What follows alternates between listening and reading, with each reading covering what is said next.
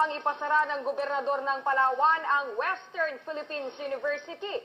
Alamin natin kung ano nga ba ang punto ng gobernador ng lalawigan kung bakit niya ito nasabi. Magpapatrol si Liza Salas.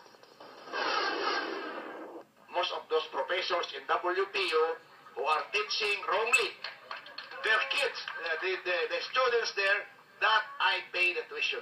Ito ang matapang na pahayag kaninang umaga ni Governor Jose Chavez Alvarez.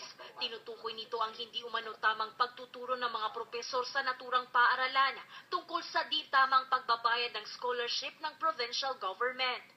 Libo-libong estudyante umano ang nasa ilalim ng scholarship program na ito na maaaring maapektuhan sakaling matuloy ang di umano'y pagpapasara. Pero paglilinaw ng gobernador, hindi siya, kundi ang national government daw ang may balak magpasara nito. Anyway, mawawala na yung WPU na yan.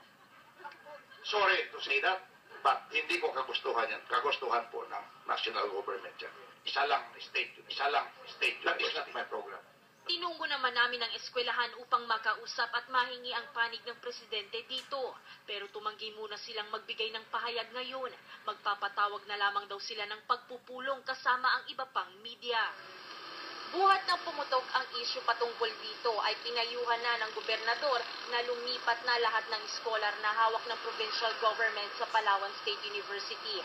Dahil sa susunod na taon, malaki umano ang posibilidad na hindi na mabigyan ng scholarship ang Western Philippines University.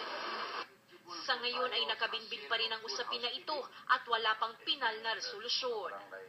Hazel Salas, Patrol ng Pilipino.